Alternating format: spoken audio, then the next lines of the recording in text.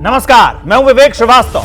अगस्त में सैलाब तूफान बनकर आया है जो तबाही और सिर्फ तबाही मचा रहा है। सड़कें समंदर बन गई हैं और गलियां तालाब बन गई।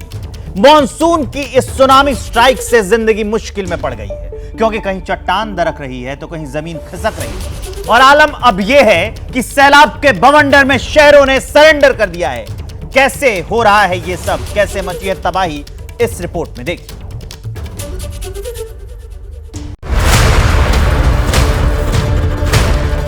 डूबे घर, सड़क पर सैलाब, डैम ओवरफ्लो, बारिश का हॉरर शो। कहीं कार को बहा ले गई बाढ़,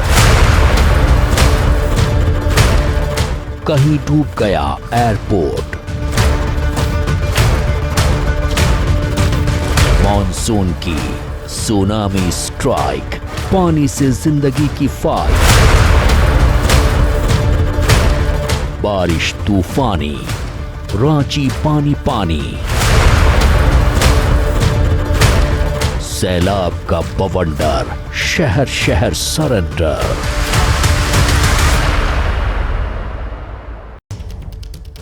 बारिश हिमाचल के लिए मुसीबत बनकर आई, जहां पहले बादल बरसते थे लेकिन अब वहां बादल फट रहे हैं, सब बर्बाद कर रहे हैं। क्योंकि हिमाचल का शिमला हो या कुल्लू हो या फिर मंडी, हर जगह स्थिति भयावह बनी हुई है। जिंदगी बचाने के लिए अब जंग लड़नी पड़ रही है। यह रिपोर्ट देखिए और समझिए कि जो पहाड़ पहले आंखों को सुकून देते थे, वो खुद कैसे अब आंसू बहा रहे हैं।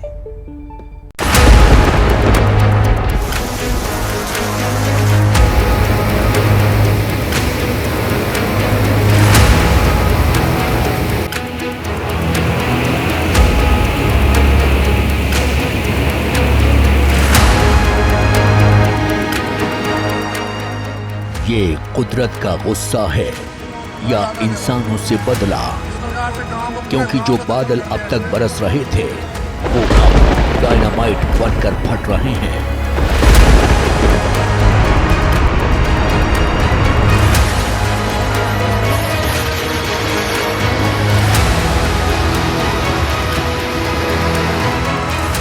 हिमाचल का कुल्लू हो या शिमला, हर जगह आसमानी हमला हो रहा है। उत्तराखंड की केदार घाटी ने पूरे देश की धड़कन बढ़ा दी है। कहीं खंडहर बने मकान हैं तो कहीं मलबे में तब्दील दुकानें हैं।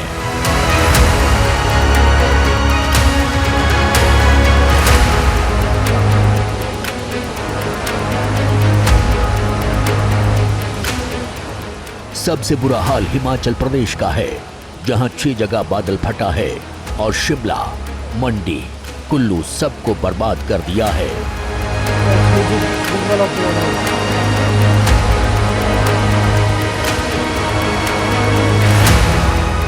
क्योंकि बादल फटने के बाद हिमाचल में मौत का सैलाब आया है। नाले नदी बन गए हैं और नदियां समंदर।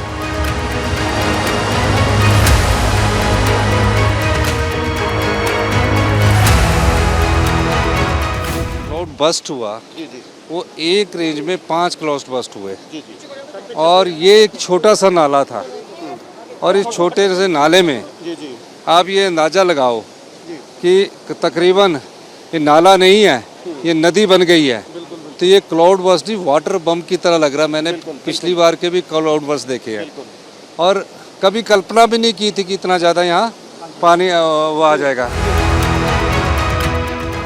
हिमाचल में 50 से ज्यादा लोग लापता हैं, जिन्हें एनडीआरएफ और एसडीआरएफ की टीम दिन रात खोज रही है, लेकिन अब तक कोई बड़ी सफलता नहीं मिल पाई है। वहीं शिमला में लापता लोगों को खोजने के लिए ड्रोन की मदद ली जा रही है।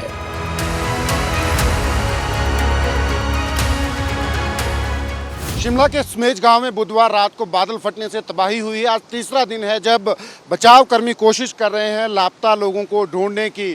तो आप देख सकते हैं इसमें ड्रोन्स का इस्तेमाल किया जा रहा है। ड्रोन्स जो हैं यूज़ किए जा रहे हैं ताकि नज़र रखी जाए इस सारे एरिया पे और कहीं कोई व्यक्ति कोई फंसा हो तो उसको जो है वो निकाला जाए। तो ड्रोन्स की मदद जो है आप देख सकते हैं कितनी हाइट तक ये ड्रोन जो है जा रहा है। ड्रोन्स का इस्तेमाल जो है बचाव कर्मियों द्वारा जो है किया जा रहा है।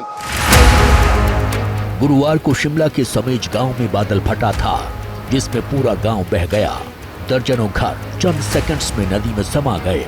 अकेले हिमाचल से 36 लोग लापता हैं, जिसमें 8 स्कूली बच्चे हैं। तस्वीरों में देख सकते हैं कि रेस्क्यू टीम मलबे में लोगों को खोज रही है।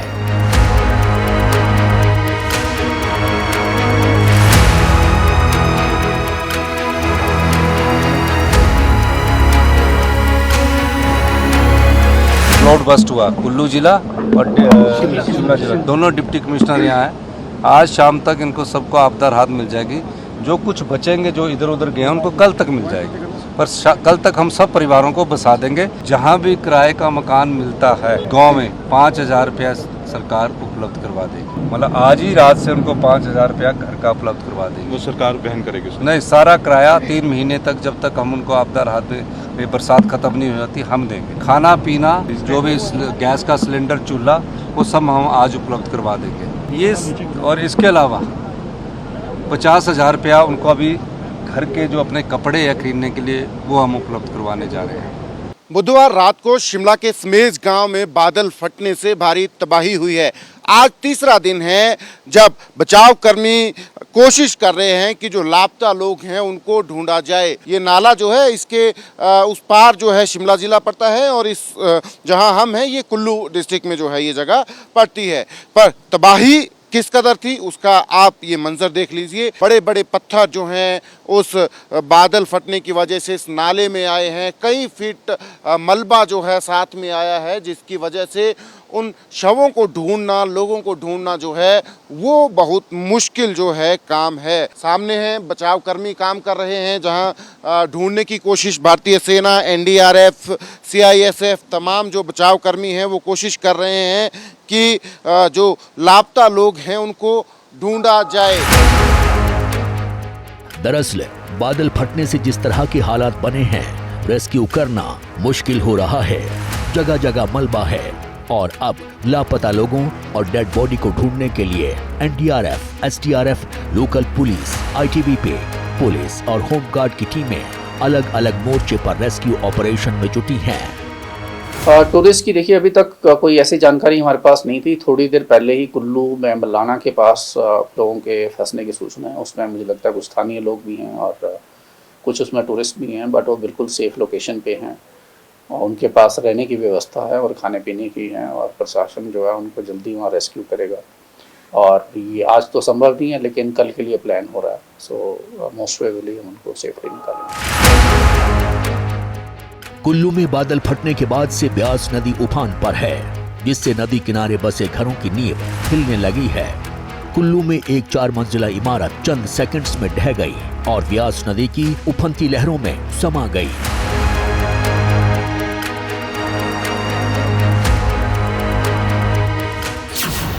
ब्यास नदी में उफान के बाद कुल्लू मनाली NH3 ठप पड़ गया है।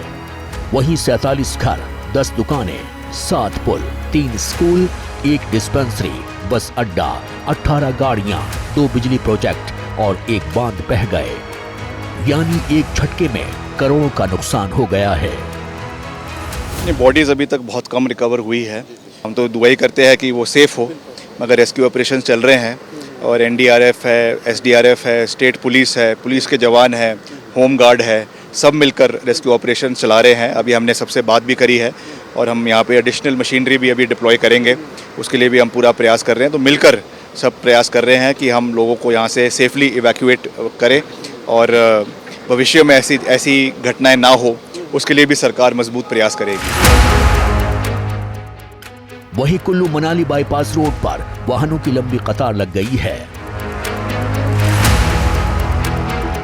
लेकिन इस मुश्किल वक्त में भारतीय वायुसेना देवदूत बनकर काम कर रही है।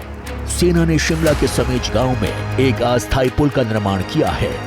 बता दें कि शिमला में बादल फटने के बाद सबसे ज्यादा तबाही समेज गांव में ही हुई है।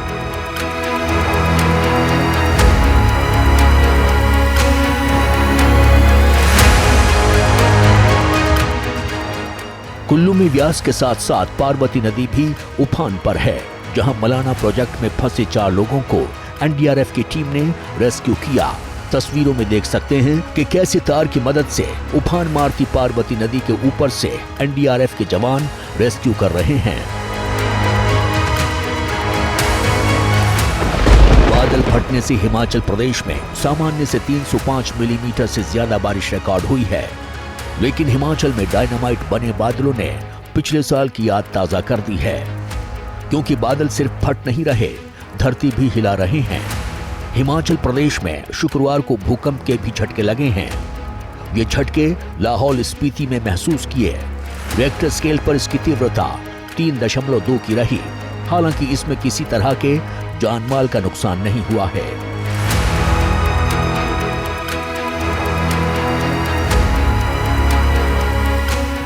लेकिन सवाल कई खड़े कर दिए हैं, क्योंकि हिमाचल प्रदेश में ये सवाल हर बार उठते हैं कि यहाँ नियमों को ताक पर रखकर नालों और नदियों के किनारे लोगों की बसावट बढ़ी है। ऐसे में जब भारी बारिश होती है या बादल फटते हैं तो बड़ी तबाही होती है। लेकिन बड़ी बात यह है कि हिमाचल ने पहले हुई तबाही से भी कोई सबक नहीं लिया।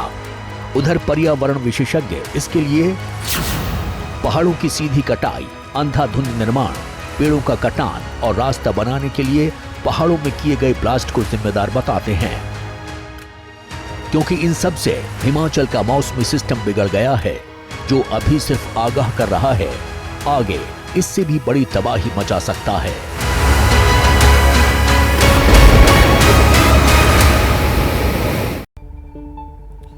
उत्तराखंड की हालत भी हिमाचल जैसी है।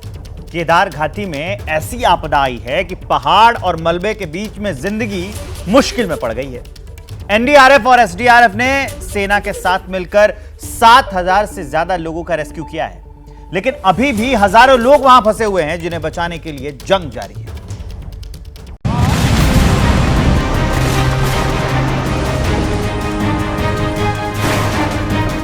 ये वो तबाही का मंजर है जो आए तो केदार घाटी में है, लेकिन दर्द में पूरा उत्तराखंड है, क्योंकि बादल फटने से केदार घाटी का एक बड़ा हिस्सा मंदाकिनी नदी में समा गया है और केदारनाथ जाने का रास्ता तबाह हो गया है। अब हजारों की संख्या में श्रद्धालु फंसे हुए हैं, जिन्हें एसडीआरएफ और एनडीआरएफ के जवानों को रस्सी के सहारे दुर्गम पहाड़ियों के बीच से रेस्क्यू करना पड़ रहा है। इस वक्त हम मौजूद हैं सोनप्रयाग में, केदारनाथ जाने वाला मेन हाईवे, जहां पर इस वक्त सबसे बड़ी तबाही हुई है। और वो देखिए पूरा का जो पूरा हाईवे है वो पूरी तरह से नष्ट हो चुका है, क्योंकि ऊपर से बड़े बड़े पत्थर जो हैं वो नीचे आए और पूरी सड़क जो है वो खत्म हो चुकी है ऊपर की तरफ पहाड़ी के रास्ते से, क्योंकि सड़क का रास्ता बंद हो चुका है, दूसरा कोई वैकल्पिक रास्ता नहीं है। ऐसे में पहाड़ी के रास्ते इन सभी को नीचे लाने की कवायद चल रही है। ऊपर देखिए रास्ता इतना कठिन है कि वहाँ से निकलना बहुत मुश्किल है। पैर अगर ऐसी जगह पर पड़ गया कि पत्थर नीचे खिसका तो आपकी जान भी जा सकती है। इसलिए बड़ी हिम्मत से और बड़ी मुश्किल से इन लोगों को निकालने की कवायद जो है वो एनडीआरएफ एसडीआरएफ के जरिए की जा रही है। देश के अलग अलग हिस्सों से श्रद्धालु केदारनाथ दर्शन करने आए थे, जिनमें से एनडीआरएफ और एसडीआरएफ की टीम बड़ी संख्या में लोगों को रेस्क्यू कर चुकी है, लेकिन अभी भी बड़ी संख्या ऐसे श्रद्धालुओं की है जो फंसे हुए हैं। केदारनाथ में लगातार रेस्क्यू ऑपरेशन जारी है। कई लोग जो हैं वो सुबह के वक्त आप देखिए ऊपर से नीचे लाए गए। कहाँ से आए भैया? ऊपर गौरीकुंड से भाई। गौरीकुंड से? बहुत बुरी हाल है ऊपर। क्या हाल है, किस तरह के हालात है? बिल्कुल वहाँ तो कम से कम 150-200 घोड़े साफ है और बंदे बहुत सारे। अच्छा। और ऊपर कितने दिन से फंसे रहे वहाँ? अपने 6 दिन से उधर ही फंसे हैं भाई। 6 दिन से? हाँ भाई। तो आप लोग वहाँ क्या दर्शन करने गए थे या काम करते थे? उधर काम करते थे ऊपर। अच्छा। आप कहाँ काम करते थे? ऊपर गौरीकुंड के ऊपर। गौरीकुंड के ऊपर। हाँ। तो ऊपर पूरा रास्ता खत्म हो चुका है? रास्ता बिल्कुल खत्म, महीने भर के लिए बंद है अभी रास्ता। पैदल से तो बहुत मुश्किल है, यहाँ से जैसे निकाले वैसे रास्ते निकाले, जो भी लोकल है वही निकल पा रहे, यात्री तो निकल नहीं पा रहे पैदल। तो वहाँ अभी कितने लोग फंसे हैं? बहुत है, अभी नहीं आ पाएंगे। अच्छा। आने नहीं दे रहे ना वैसे सबको साथ में। खाने पीने का सामान है उनके पास? खाने पीने का भी मुश्किल लग रहा है, होटल वाले को तो होंगे, अब यात्री लोगों के लिए बहुत मुश्किल है सर। वहाँ कोई होटल सारा बंद करके सब लोग निकल के भाग गए वहाँ से। टिहरी से लेकर केदारनाथ तक हर जगह तबाही के निशान हैं। उत्तराखंड के ऊपर किस तरह का पहाड़ टूटा है उसे इन तस्वीरों से देखकर समझ सकते हैं। पहाड़ियों के बीच जमा हुए मलबे में बचाव दल की टीम उन शवों को ढूंढ रही है जो बादल फटने के बाद बह गए थे।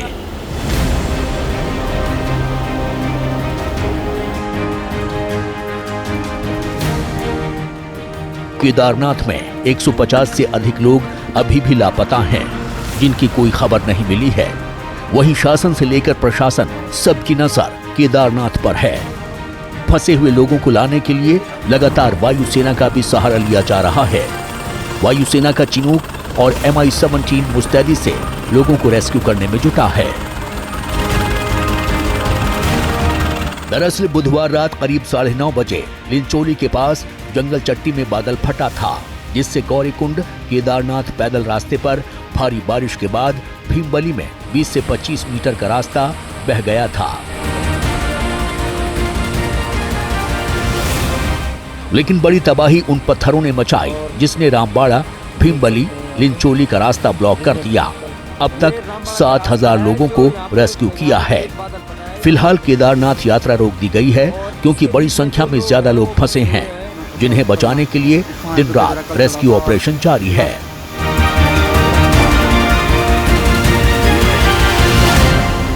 ये लोग तो बाल बचे। आसमानी सैलाब ने उत्तर से दक्षिण तक की सूरत बिगाड़ दी है। 5 दिन पहले वायनाड में तबाही आई थी, जिसकी खोजबीन अभी भी जारी है, क्योंकि मलबा है और उसके नीचे दबे हुए इंसान हैं।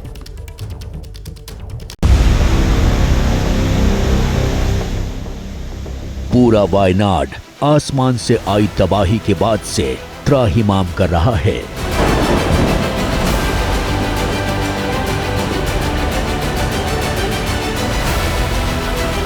हादसे में 361 से ज्यादा लोग जान गंवा चुके हैं। सैकड़ों लापता हैं जो मलबे में दबे हैं।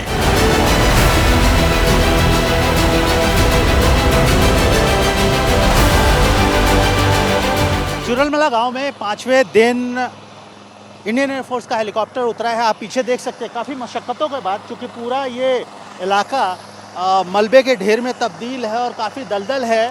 काफ़ी मशक्क़तों के बाद इस एयरफोर्स के हेलीकॉप्टर को यहाँ उतारा गया है। सर्च और रेस्क्यू ऑपरेशन का 5वां दिन है। अब तक मौत का आंकड़ा करीब 300 पार है। 300 के करीब लोग मिसिंग हैं।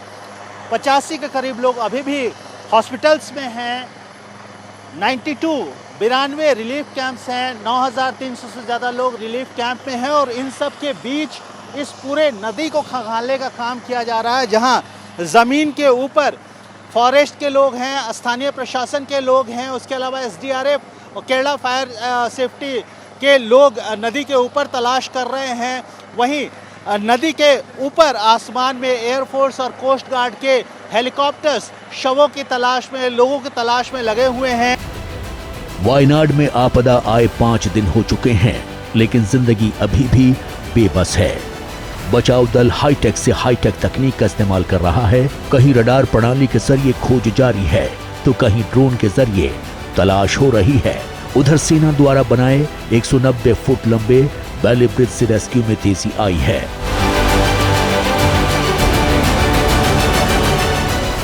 ये रेस्क्यू जो ऑपरेशन है, ये इनके हालात हैं और आप देख सकते हैं कैसे जो हेलीकॉप्टर है यहाँ पर इसको उपयोग किया जा रहा है। और ये पूरे इलाके को छानने की, पूरे इलाके को खंगालने की कोशिश की जा रही है। बड़ी बड़ी जो अर्थ मूवर मशीन्स हैं, उनसे मलबे को उठाकर पलटा जा रहा है, ताकि अगर मलबे के नीचे 4 फीट या 5 फीट नीचे अगर कोई शव दबा हुआ है तो उसको निकाला जा सके। इसीलिए JCB और अर्थ मूवर्स जो मशीन्स हैं, उनसे मलबे को, तलहटी को पूरी तरीके से पलटा जा रहा है। और ये पलटने का काम सिर्फ 1-2 जगह नहीं, बल्कि कई किलोमीटर में किया जा रहा है। कई सारी JCBs को लगाकर पूरे नदी के तलहटी को, पूरे मलबे को पलटा जा रहा है, ताकि ये देखा जा सके कि क्या कोई 4 से 5 फीट नीचे कोई शव तो नहीं दबा हुआ है। वहीं इन सब के बीच सेना ने 4 लोगों को जिंदा बाहर निकाला है। ये लोग वायनाड के पदवेट्टी कुन्नू में मलबे में दबे थे।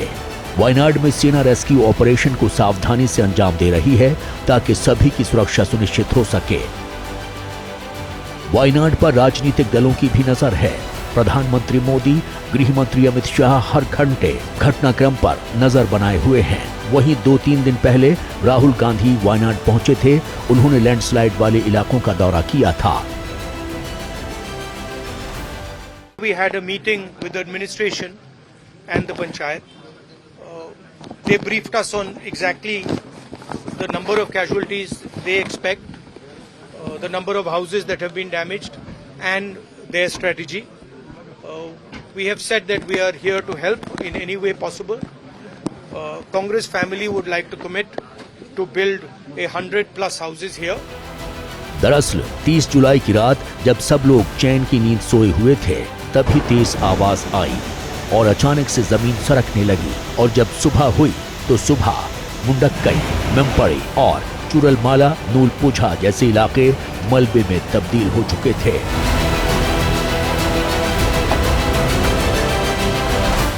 वहीं एक सवाल ये है कि आखिर वायनाड में इतनी बड़ी तबाही क्यों हुई? तो एक लाइन में जवाब है केरल का ढलान पर होना, क्योंकि केरल का लगभग 50% भूभाग 20 डिग्री से अधिक ढलान पर है।